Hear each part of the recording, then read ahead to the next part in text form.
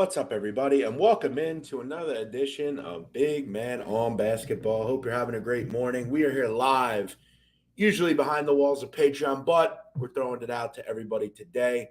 It is the last big Saturday of regular season college basketball. Big tournaments get going on Monday. The other tournaments continue today, some of the smaller conferences. Tomorrow, the big week, conference tournament week, and then we get into the big dance selection Sunday, all that stuff here over the next couple of weeks. So it's exciting time. Um, and if you can hear my voice, dealing with a little cold. Hopefully, we get it out of the way before, you know, the big time. So I'm okay with it. Hopefully, it doesn't get too bad, knock on wood. And yeah, we'll be here talking about some games today. I want to kind of discuss to you how I approach the last week or so of games. I only had one game yesterday. It was a winner, Kent State. That was it. Played them. They've been good to me. Got it done. Hasn't been a great run over the last week or two, but that's where when you get to the final weeks of the season, you've got to really, really, really worry about landmines, games where teams don't care, they don't matter that much. People want to throw out these big cards. I mean, that's where you get yourself into trouble on a Saturday. I've had 5 or 6 plays on Saturdays, not so much today. 2 or 3. That's kind of where I'm at. But let me get into some of these games. What I'll ask you is, what games do you want me to take a look at? Do me a favor, please put the number that you have on your book. Okay, that's very important when you send in something. Thank you for watching. Not going to do the whole shout out to everybody here. However, I see a lot of people asking about LSU, Arkansas, and a couple others. Zach Anderson says haircut looking good. Yeah, it was time to do something different. So I went a little shorter, and yeah, why not? See how it goes. All right, let's get into it here. And as always, I will share what I am on today, and we'll have some fun. Let me pull up my odd screen here. Bear with me a moment, please. All right. So obviously, there's a mix today of a lot going on, right? You have games involving teams that are finishing out their season. You have games, involving. By the way, so for instance, today Loyola, they're playing the third game of the season against Northern Iowa. Obviously, that game is the Missouri Valley Tournament. So let's get into it here. We'll start up at noon. First game, Alabama LSU. A lot of people talking about this one, right? And I've said before, I think Nate Oates is a terrible coach. If you know anything about basketball, it's not so much the fact that Nate Oates doesn't know what he's doing. It's the fact that he continues to double down and double down and double down. All year, this team offensively has sucked. Okay. They shoot tons of threes. The problem is they're only shooting 31% from the 3-point line. Now in conference, they're even worse. 29.5%. Yet in conference, they have the number 2 3-point attempt to field goal attempt group in the SEC. Major issues. All this team does is shoot threes. And it's problematic because a lot of the time those threes aren't going down. They either win a game close or they lose.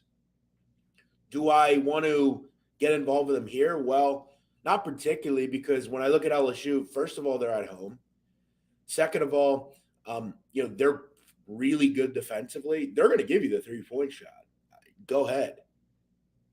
The good thing for them is this is a terrible 3-point shooting team. So if I'm LSU, I say go ahead, shoot the 3. We'll limit your ability to get an offensive rebound, and it's your job to make those shots. I don't trust them to make those shots, so I don't really worry much about Alabama. Now, we look at the first game, 70-67. However, Pinson didn't play in that game. Pinson is the best player for LSU. I don't care what anybody says. Look, I like Eason. I like some of the other players, but Pinson is the straw that stirs them on both sides. Okay? So him being back, first game lost by 3. If he plays, now remember, that was in Alabama, and they still only lost by 3. He's back today, and they're 3.5-point favorites. It would be LSU or pass for me here. I have no interest in Alabama. I don't like this team at all, and I don't, frankly, want to bet them. Now, there is a big question here. What does this game mean to both these teams? Well, I'm going to tell you. To be honest, not a whole hell of a lot. There are four teams that are in the top four in this conference: Auburn, Tennessee, Arkansas, Kentucky. Outside of that, doesn't mean a whole hell of a lot. So, throw that out of the window. Now, obviously, this is the final game of the season. It's senior day. As far as seniors are concerned, Pinson's a senior, Days is a senior, and that's about it. And remember, Pinson did not start his career at LSU, so they're not much there either. Brass tacks, I think LSU beats Alabama, and I think they cover. Am I betting it? No, I'm not. I don't mind like an LSU money line play. Maybe find some down. Like, for instance, I think two plays that win at 12 are LSU and Virginia. Like, I think both those teams will win today. Do I want to lay 4 or 3.5? I'd be more inclined to do it with LSU, but you look at that two-team money line, 130, nice play. What's up, Joe Hill? Thanks, buddy. What's up, Brian Doyle? How are you? So, yeah, tough game, but I lean LSU. All right, Longwood, USC Upstate, Big South tournament. I said before this tournament started, Longwood is the best team in this conference, okay? Griff Aldrich has done an incredible job. This guy used to be a lawyer in the private sector, decided, I don't want to be a lawyer anymore. I'm going to go coach basketball. To be honest with you, if I'm being frank, my lifelong goal is to become a basketball coach. When that will be, not sure, but it'll happen eventually. I'm laying the groundwork for it. So it's something that I plan to do. And someone like Griff Aldrich is very inspiring, right? I want to go coach one of these schools in Philadelphia, maybe. I'm only 32. I've got plenty of time. And that will be something I'll do. Anytime I tell you I'm going to do something, I go and do it for the most part. So I told people one day I would make money doing this. I did that. Work at Barstool, did that. Did all this stuff.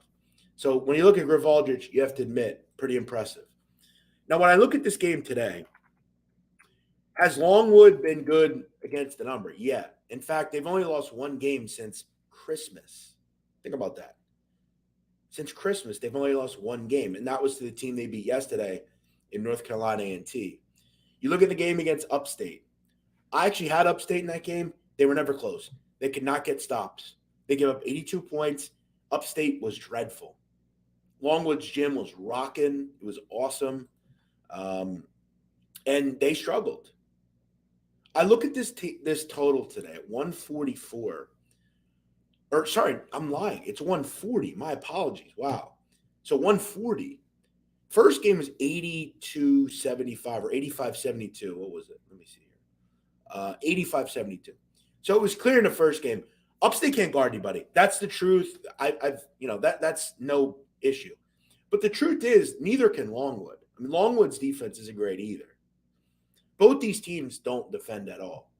Both these teams are very good from three. And when we look at Longwood, one of their major problems is three-point rate defensively. They allow a lot. The truth is, 6 times out of 10, I'm going to expect that Upstate makes their threes. They've got the number one three-point shooter in the country in Jordan Gainey. Dalvin White's terrific. All these kids can shoot the rock. So I expect them to be better from three this time around. They just weren't very good the first time. And they still put up 72 points. Keep in mind, they were only 5 for 18 from three. So that's enticing. Put up 72 points, and we're only 5 for 18 from three. This is more enticing here. You're on a neutral site. You're not at that rockin' gym in Farmville. A little bit bigger building. Not going to be as big a home court advantage here. And again, remember, I watched that game the first time. 85-72 was not indicative of the game. It was, for the most part, within 7 or 8 the entire game. And in fact, at one point, USC Upstate was down 3 or 4 with like 4 to go. They also only shot 6 free throws in that game and still scored 72. I'm looking at this total today at 140. Okay, I'm not a big, fan of overs. I played this at 140. It's just too low to me. How many overtime games have we seen in this conference? A lot. Over the last 2 days, we've seen tons of overs because of overtime. If anyone has that in front of me, I'd like to, if anyone knows that off the top of their head, how many overtime games have we seen at this conference? It's been a good amount. It's been a good amount. I mean, impressive stuff. I'm going to go over 140. I'm actually getting 140 and a half here. I'm going over 140 and a half between Longwood and SC Upstate. I think both teams are good offensively. I look at the first game. Upstate still was able to move the basketball and score, even without some of their, top things that they do generally. So I'm going to go with that. That's the one first play that I'm on here. All right, let's get to the game that people want me to talk about, Arkansas and Tennessee. Now, many of you know I've been all over Arkansas. I've been probably outside of Fayetteville. I'm probably the largest Arkansas contingent fan out there. Okay, I have 2 different futures involving Arkansas. I bet them most of the time during this crazy run they've been on. And today we look at a number in Knoxville. Tennessee's laying 6. This is surely the weirdest line of the year. It's that simple. Now we go back to game 1 between these two. 58-48, very low scoring. Tennessee couldn't make anything. That was in Fayetteville. Today is totally different. You're back in Knoxville. It's not like you didn't play good defensively in that game. We know if Arkansas has an issue, it's on the road. Now, both these teams playing for a whole hell of a lot. So, both these teams are luckily in that double bye territory. If Auburn loses today, the winner of Arkansas, Texas will share the regular season title. Now, let's be honest. I mean, Auburn's probably not going to lose. Then again, though, that's not, a guarantee. You never know. But this game's at noon, so obviously there's more enticement to play. You don't know what's going to happen an hour or so after you. So, again, there's something to play for here. The number one, that number 1 spot, share the regular season title if teams care. Now, what would I do here? Quite honestly, I took LSU the other night. I just thought it was too many points against Arkansas, and that was tough for me because I really like Arky, especially at home. But I knew that LSU was coming on. They were playing hard, and they covered. It was close. I look at this game, though, and say to myself, if you made me bet it, which I'm not betting it, but if you made me bet it, I would lay the 6 here. It just doesn't make sense. The line makes no sense to me. I could have seen in a situation the other night where 6 made sense with LSU because they have at times struggled to score. This line makes no sense to me at all. Like, none. Like, why is this team getting 6? They're one of the best teams in the country against the number. You look at it as a dog, which they're not a dog much. They've covered 3 of 4. Why is this number 6? I think this game goes a lot like the first one. Do I think it'd be 50-48? No. But something tells me that Tennessee wins like 71-60. Or like it'll be close for a while, and then Tennessee will kind of get some fouls laid and kind of move on. Clifford McFarland says, where are you finding Longwood at 140.5? I bet it on FanDuel. I always am fascinated by those people, like I'm making it up or something. No, I bet it at FanDuel, brother. You got to look around. You got to move around your books. But yeah, that's my thought here. I would lean Tennessee. Line doesn't make any sense to me. All right. Again, if you want me to take a look at a game, please let me know. Davidson, they're a 4-point dog today at Dayton. Obviously, Dayton needs every game. There are 2 things, though, about Davidson we need to understand. Very good as an underdog this year, 5-1 to the number. Very good on the road. Plus, much better defense or much better offensive team here. Remember, when you have a team like Dayton, just because they're on the bubble doesn't mean they're going to win. And there's a reason they're on the bubble. And you know why the reason they're on the bubble is? They're not that good. Pretty simple. Dayton's also the youngest team in America. Okay, I want experience, folks. I want coaching. And all due respect, I'll take McKillop over Grant any day of the week. Does Dayton get off the mat here? They should. But I'm not betting against Davidson. No fucking way. Especially as a dog. This team's killed it all year as a dog. And I'd love to know what they are as a road underdog. It's probably slightly better, actually. Just to keep this in perspective. As a road underdog this year, Davidson, 4-0 against the spread. So, you got a lot of things working for you here. Good shooting team, young group. All due respect to Anthony Grant, I think McKillop's a better coach. And Dayton is desperate. You know what breaks pipes? Pressure.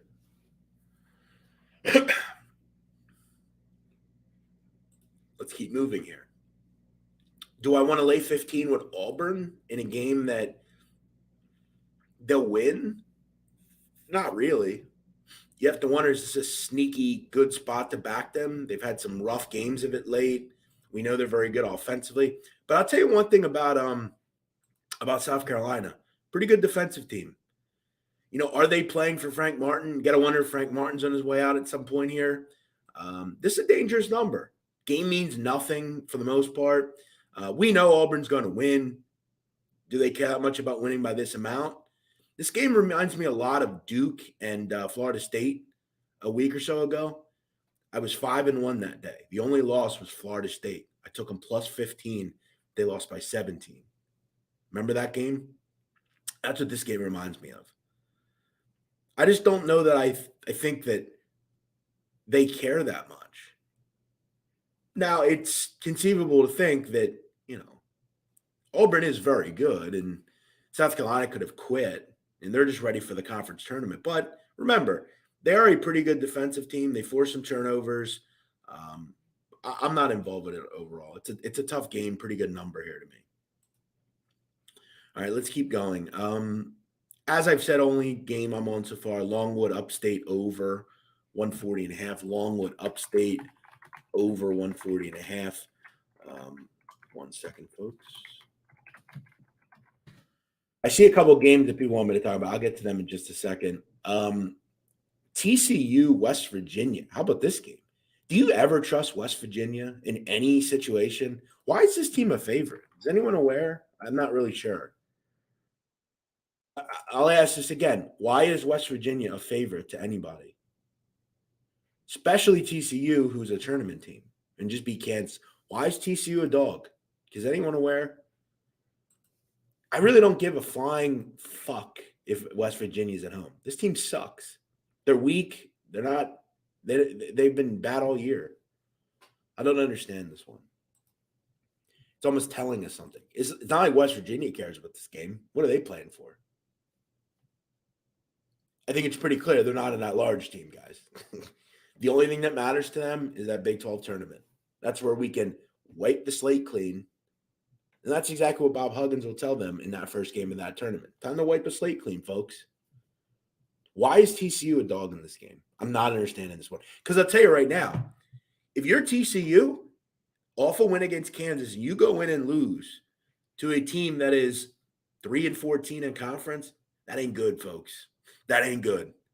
That may take you out of the field. So all the great work you just did, now severely hamstrung. Definitely an interesting one here. I'm going to be interested in seeing what's going on in this one. Indiana, Purdue in massive revenge here. Remember, lost to Indiana. Remember that game where, remember that kid couldn't miss? What was his name? Fennessy couldn't miss. Now Purdue comes back in a much better spot. They're at home here. Fennessy, from what I remember, has not played recently, or he just came back. They've had major issues internally, this team. And that's one of the reasons they've lost, 5 of 7 overall. Now they get big bad Purdue coming in who, I think at the end of the day, look, I know Wisconsin kind of celebrated the other night, but This Purdue team to me is the best team in this conference. Um, it really depends on, are they going to be the 2 or 3 seed? And that's what we still have to shake out. But what matters to me, though, in this game is the fact of what we have in front of us here. We have a team in revenge on Senior Day. And I'm not a big proponent of Senior Day. I don't think it means that much, quite honestly. Now, there are games emotionally where games mean something. And I think this game is going to be let's go out and leave no doubt. Remember they stormed the court against us last time? We know Purdue can score. It's best offense in the country. Big seniors, too. Stefanovic, Hunter, Trevion Williams. Let's be honest. Jaden Ivey's gone as well. He's not a senior, but he's gone. It's the final game for him in front of his home fans.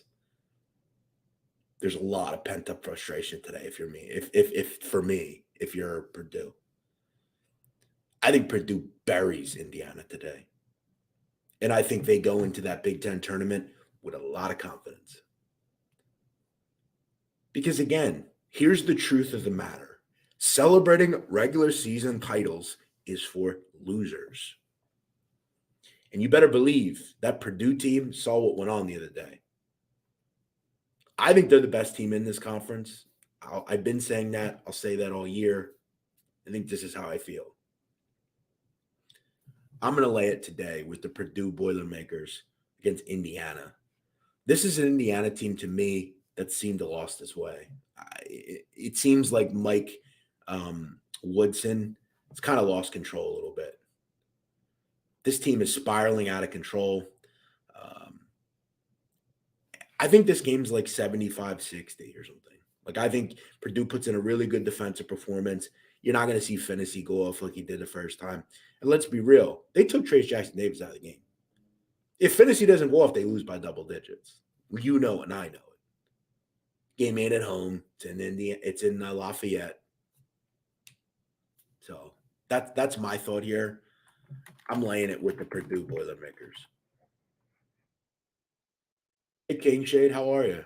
Good to see you, bro. How far will Miami go in the ACC tournament? Well, look, I mean, I don't think it's out of the question to think they can't win it. I mean, Duke's very good, but the rest of the conference is pretty much a crapshoot. The problem they have, I've said this to you before, is defensively. They're not good on that end, and they're not playing at home in that tournament. Do I think they can get to the final? Sure, I do. I think they're really good. I love Charlie a lot. I like Jim. I just don't love them defensively. And that's their major Achilles heel. Who guards Bencaro in that game? Now, remember, Miami beat Duke. So you had that working for you. How far do they go? I think they can go to the tournament final. Do I think they'll win? No, I don't. Julian says South Dakota State over Omaha. Yeah, look, guys, I don't know how many times I have to say this kind of stuff. Like, would I like 22? Look, I don't know. Probably. Omaha is probably the worst defensive team in the country. I would probably just look towards the team total. What is the team total? I have South Dakota State to win this conference. I laid the number. This is a great game out of the gate. But, yeah, I mean, to land 22 in a conference tournament game, yeah, it'd probably be the team I want to do it with. When we look at South Dakota State, remember, haven't lost in conference. Last time South Dakota State lost was back on December 15th. You look at the games against Omaha this season, I don't know, 95-86, 82-61. Here's the problem with South Dakota State. Are they good defensively? No. That's the issue. Are they going to care that much whether they win by 20 or 28? Nah, probably not. If they're up 19 with 3 minutes to go, the stars are coming out, bro. Now, the good thing is this: they could be up 40, and it doesn't matter. But one thing I know is they're going to score in this game. Can they hit 100? Probably. The team total in this game is probably 90-ish. He had the game of his life. Was so annoying. Oh, yeah, the Finney character? Yeah. Let's go back real quick to that game. Purdue, Indiana. How many did he have in that game? I think he had 22. Hilarious. 20. He had 20 points. He was 4 for 7 from 3. 20 points. Trey Davis had 4 points. Now, Finney's coming off an injury. He's only played 9 and 17 minutes over the last 2 games. Not great. Now, to put this into perspective, this season, so when we talk about 20 points, Rob Finney did not score more than 13 in any game. In fact, in his career at Purdue, think about this. He's been at Purdue since 2019. In Rob Finney's career, he has never scored more than 16 points, and he did that only twice over a 3-year career. Remember, in the first game, he scored 20 against Purdue. If that ain't a fucking once-in-a-lifetime kind of game, I don't know what it is. Right, exactly. Good point. And he hit a 3 to win the game with a man in his face. If he does that today, what are you going to do? So, yeah, I'm on Purdue. Yes, he was, too. Yeah, this is a bad matchup for any big because Edey and Williams are too good. So, I'm laying 10 here. Give me Purdue. VMI Wofford. VMI continues to become a bigger and bigger dog. Look, I don't know what Jake Stevens' status is in this game. That's obviously the big question here. And when you're going to ask yourself, does Jake Stevens matter? Yes, he matters. Jake Stevens, you can make the case, is the best player in this conference. It's that simple. So, do I want Jake Stevens? Yes, I need to know if he's playing or not. So, be that for what it is. I don't know if he is, so I'm not going to play it. And if I get some info, then maybe I will. Now, there are games that I won't talk about because, again, I just don't have much opinion. A lot of these teams just finishing out their seasons. Texas Tech, Oklahoma State. Remember, folks, Oklahoma State cannot participate in postseason play. Remember that.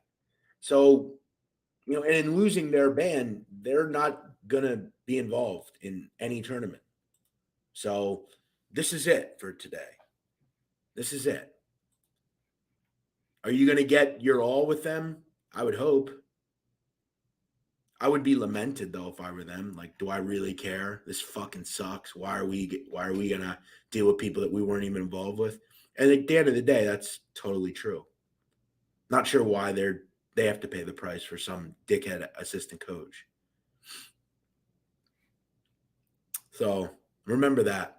Final game today for the Oklahoma State Cowboys. Loyola, Chicago, Northern Iowa. A lot of people asking about this game.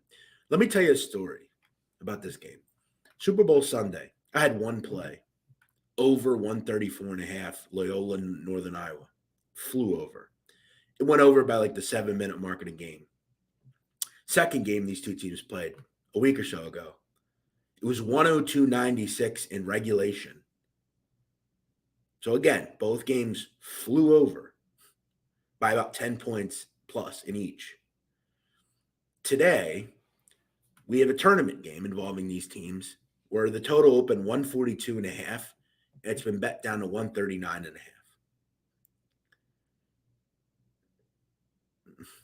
Is this just a typical Arch Madness game? I don't think. There's shot makers all over the court in this game. Neither team can guard each other. We have to stop acting like Loyola is that defensive team of old. They're not. They're good defensively, but they're not what they used to be. They play with a lot more pace on offense. You look at it in this conference, this is the number one offense. And on defense, they turn up the tempo. They force turnovers. They put you in bad situations. And Northern Iowa plays fast as well. Does this game is just because of a change of venue in the playoffs? This is totally different. The second game was 102-96. First game got into the 140s.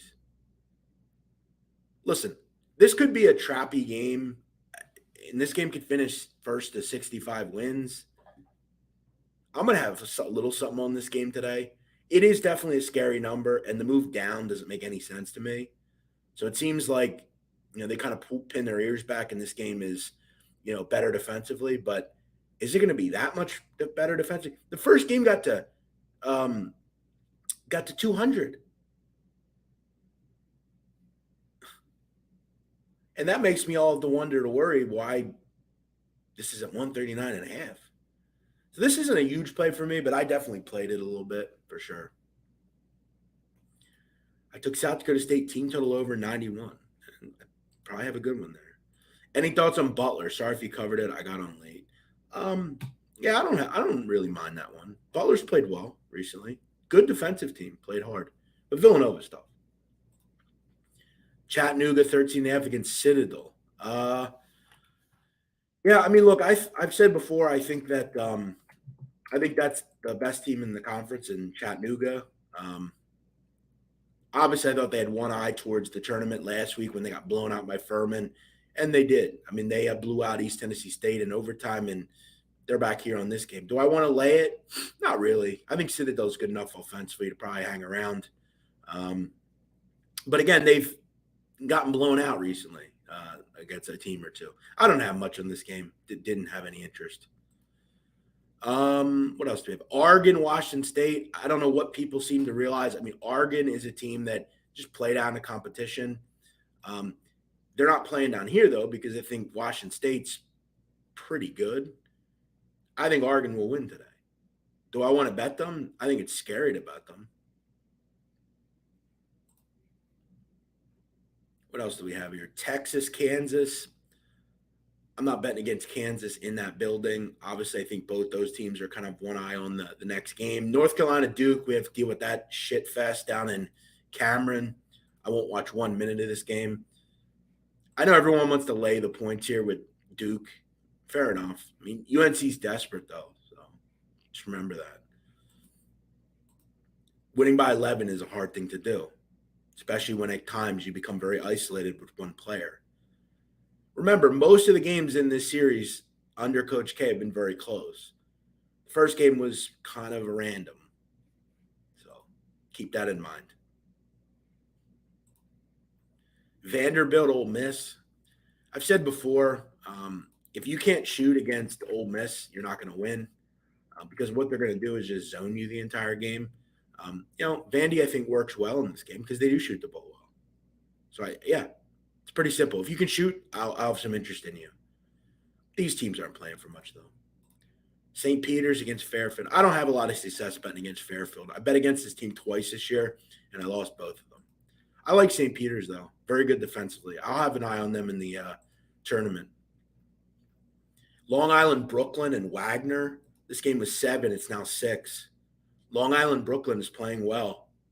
Wagner, ever since they lost Elijah Ford, they have not been the same team. And they look very beatable. This is a big number here, guys. Big number. Remember, coming into this tournament, LAU Brooklyn had won 6 in a row, beat Sacred Heart in the first one. Number seemed a little high to me. I need a 7 to get involved, though. I want to talk about a game that I'm going to play as well, okay? I bet this team a lot, and I'm going to bet them here. I'm going to take New Orleans today, +8 against Nicholls. I could have something here that, ends up being a bad bet, but New Orleans has been good to me all year. These two teams are tied in the Southland. New Orleans did beat them in the first game. And I'm trying to scratch my head and understand why this number is what it is. Both these teams are playing for a lot. They're both 10-3. It's the final game of the season. I don't know. I didn't understand this one. For anyone that doesn't know, New Orleans, I bet them a lot this year. They're very good against the spread. They've covered a lot of games for me. And this is a big game for both teams. They're basically playing for the tournament, for the number one seed and winning this tournament in the regular season. Now, in a conference like this, that means something. That definitely means something. New Orleans is number one in the country at getting to the free throw line. Yeah, that's what they do. I think they hang in this game. I think the game's close either way. Um, and when we look at the recent losses for New Orleans, you know, beat Houston Baptist the other night by 1, lost to Southeast Louisiana by 5, lost to Incarnate Word by 8. That was kind of an outlier game. Did lose to Northwestern State. That was kind of a weird performance. This team isn't great on the road, but I just felt like 8 was too high. So I played it. I could be too interested in New Orleans, but I'm playing it. They have no injuries. They have no problems here. So I'm not sure I understand this number, but it could be one of those games where I get got. But the big difference here is this Nicholls State team, really dependent on getting into the teeth of the defense. I got to be honest. I might even play an over here, just being honest. But I'm going to take a shot with New Orleans here. I feel like they hang around enough and cover the 8 in a game that's very important to them. So 3 plays for me today. We'll see how they go. It's a tough time right now to bet. You just got to kind of get through the weekend and get to the Monday. Longwood, USC Upstate over 140.5. Purdue -10. New Orleans +8 against Nicholls State. As I said, that 12 o'clock game with Longwood is moving up a little bit. All right. Someone asked about Oregon. Must win. They should win. But my favorite game today is Purdue. I love Purdue. Very high on Purdue. And again, if they don't, show out here, they don't show out. It is what it is. Good spot, though. Drake +1.5. I mean, Drake has struggled against the number all season. I actually like Missouri State personally. I think they'll beat them. I think they're going to win this conference, probably. So I'm not betting against Prim and Mosley. Both teams very good from the free throw line. I might find its way over as well. What else do we have, guys? Any other questions? Not a huge card today like we usually see. But, for the lay people at 12 o'clock, as I said, I think LSU, Virginia, I think it's a pretty decent 2-team money line parlay. I could see both coming in. I don't really want to lay the points, but I have some interest maybe in something like that. I have a pretty big wager on South Dakota State to win the Summit League. Yeah, I mean, I don't know if it is. I think USC is kind of fraudulent personally. No, I have no thoughts on. No, I don't bet that conference much. Yeah, Bryant lost to Mount St. Mary's last year. Plenty of revenge on their minds. Mount St. Mary's a tough cap, though. Dan Engelstad's a good coach. They have a good front line. I don't really know who guards them, to be fair. I kind of like the over in that game a little bit. Bryant has been able to score against everybody. And when I look at Mount, I think they can score inside. The problem that Bryant has is they don't have a ton of depth down low, and that's problematic. San Diego State must win today. They're laying 4 at Nevada. We'll see if the boys in Reno have anything to say about that. That should be a raucous atmosphere. No interest. Couldn't care less. Absolutely no interest. Tournament starts Monday. It's all about, can we beat Gonzaga? That's the only thing that matters. Now, BYU need the game. You want to get in. Both these teams need the game. But again, I don't think that presents a good betting opportunity. Both teams need it. Good luck. Kentucky, Florida. I'm done with Florida. I don't bet on them anymore. I think the Castleton and Sheboy, the matchup is the difference in the game. We'll see if Castleton can out on the perimeter. That's pretty much it, guys. I feel like I hit for the most part, almost every game. As I said, there are 3 games I played today. If you want to join me, you're welcome to it. Longwood Upstate over 140.5. Purdue -10. New Orleans +8. I think try to go 2-1 here. That's the goal. Goal would obviously be 3-0, but I think 2-1 is feasible here. That first game is the big one because I capped that game, I think, perfectly. I thought we should have had a much higher scoring game in the first game. It still flew over. So maybe in overtime, I would love that. I could see 77, 71. That's what I'm going to go for here. Any thoughts in Ohio Valley final? Murray. That's who I picked. That's who wins this conference. I have Murray. I did some parlays involving conference tournament winners. I have Murray in a couple of them. So need the Murrays. I actually have Murray to win the whole thing, 150 to 1 as well. I think they can make a run. Now I could lose tonight if they don't. But and again, they've got to get in though as an at-large, wouldn't they? They're like 23-3. What is that number in that game? I don't have it in front of me. Got who did they have? Morehead State, I believe. Try 7 or 8. Look, the thing about Morehead that I will say, it's a better matchup for them against Murray than Belmont would have been. Morehead can actually match their athleticism. So, I like Murray. I just hope they win. That's all I care about. And outside of that, I don't have many other opinions on this card, guys. This is just betting the bet right here. Game means nothing to either team, bro. There's no reason to bet this game. Same with that game. Murray's 28-2. Like, whatever. I didn't have it in front of me. Just a guess. So yeah, 28-2. 29-2. You're wrong, actually. 29-2. If they lose this game, they're getting in. That would hurt bubble teams. All right, guys. I'm out of here. You guys all have a good night. Yeah, again, if you can find something on Jake Stevens, then go ahead. But I'm not betting VMI without his status. All right, guys, I'm out of here. As I said, a couple of plays for me today. I wish you all luck. I hope you have a good day. I want to tell you something. March Madness starting Monday. It's all at Patreon. Patreon.com/BMOC. You want my tournament breakdowns? You got to go there. You want my bracket breakdown? I will throw my bracket up. You got to go there.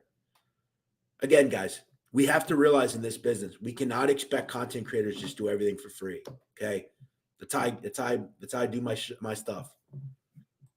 Patreon.com/BMOC. Patreon's been fun for a lot of us if you've been here from the beginning. Had a great college football season. Basketball's been fun. We had a 21-4 run a week or so ago. No, I got nothing on that one. As I said, I got no other opinions on the card today. But yeah, join me on Patreon. Tomorrow we will have another breakdown on what I'm on. Really the last full day of the regular season. So catch me then.